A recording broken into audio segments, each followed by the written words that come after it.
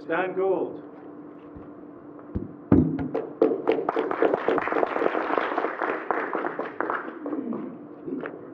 Yep, everything's good, thank you. Well, good afternoon. I am Stan Gould, of course. Oh, thank you. A student of the future.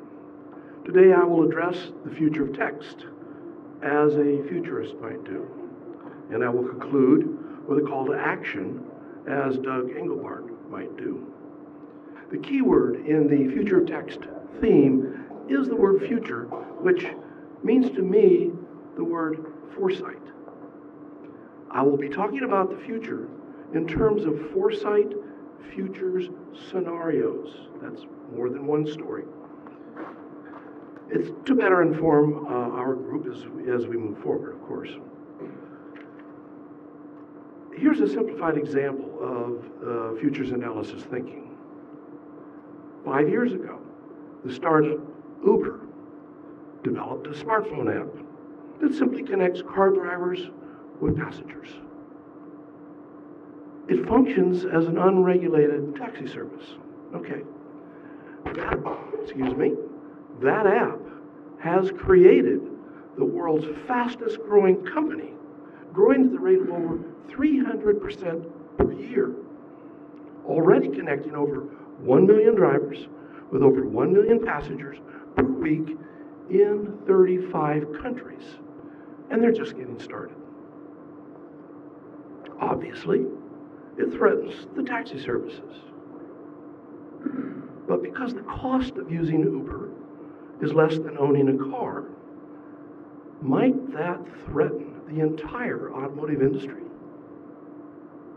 Let's look deeper. Based on Uber's intention to ultimately replace the drivers in their cars with driverless cars, might that suggest that Uber will one day soon own the world's largest private fleet? Now, if they own it, they must maintain it. Would it make sense to build maintenance supercenters that can effectively compete with the existing auto repair industry? Then, after establishing a resale service for their fleet cars, might Uber design and build their own cars? Could direct selling, both their new and used cars, compete with the conventional auto sales industry? Might this possibly be the beginning of the end of the automotive era as we know it? Now, might this futures scenario also suggest that Uber could become a practical monopoly? That's the short version. Okay, speaking of practical monopolies, let's talk about the practical monopolies Google and Facebook, already serving over 2 billion customers and growing. And with their future private global satellite cell services, their intention is to complete their world coverage, every corner of the earth. Yes, individuals can still create text using quill and parchment or digital means, but then we have to ask, so what does that mean? I would guess that perhaps 75% of the text ecosystem is now controlled by these practical monopolies. And now, what might that mean to us in the future of text? Let's look at the tools to manage text, the text ecosystem. This new disruptive text ecosystem platform is built upon artificial intelligence technology. At its core, it is the smartphone that is today driving this ecosystem disruption, underwritten by its smart platform. Currently, computer apps do much of today's real digital work. Chief among them is the artificial intelligence-enabled personal assistant agents, which you and I know on our smartphones is better known as the avatar. This is leading today's paradigm shift. But now let's look at the future of text through the lens of the user's avatar. We discuss our needs and our thoughts with our avatar, who then curates the speech or text and communicates it to another avatar, who then interprets it according to that avatar's user's needs, and finally, interactively relays it to that avatar's user. Likewise with the next generation search engines, as I'm sure you've heard.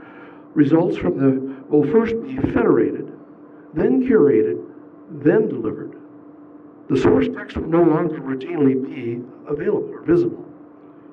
What is emerging is yet another paradigm shift, whereby what the sender says is not what the receiver hears.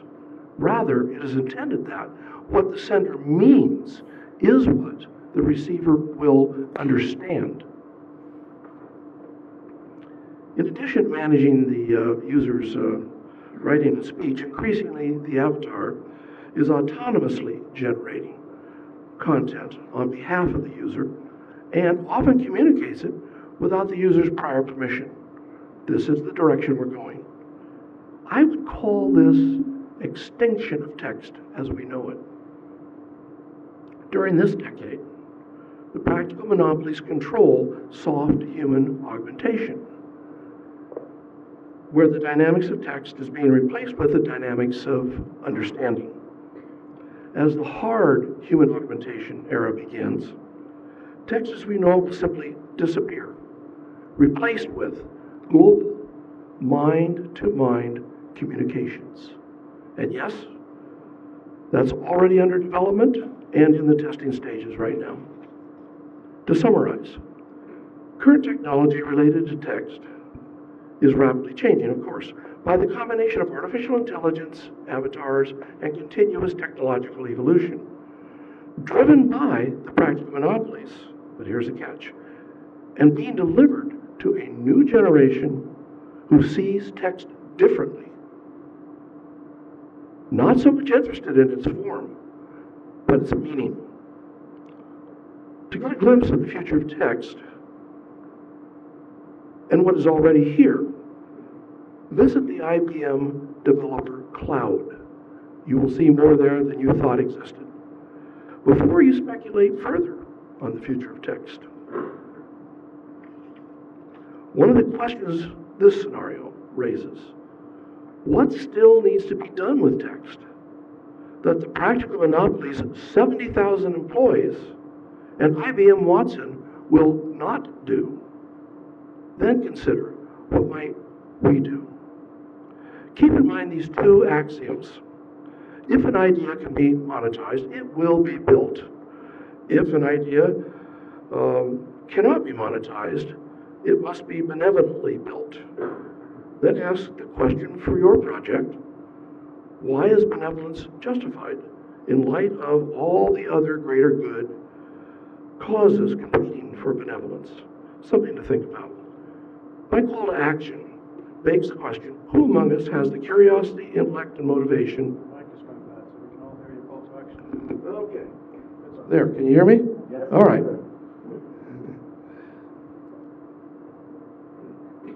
So who among us has the curiosity, intellect, and motivation to collaborate and build the future scenarios for the future of text? You see, it's a clear understanding of the most probable future scenarios that creates the real world platform upon which we can confidently build the real world future. So let's start building now. Thank you.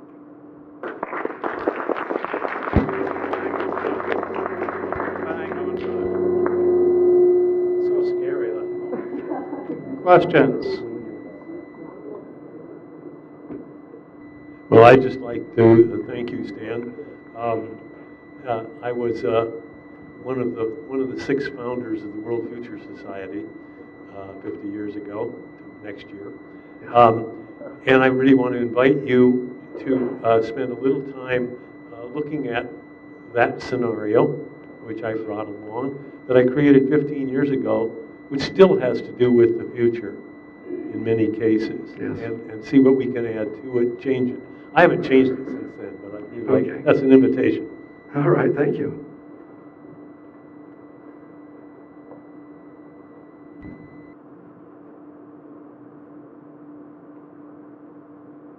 question? One more question? Thank you very much, Seth. Thank you.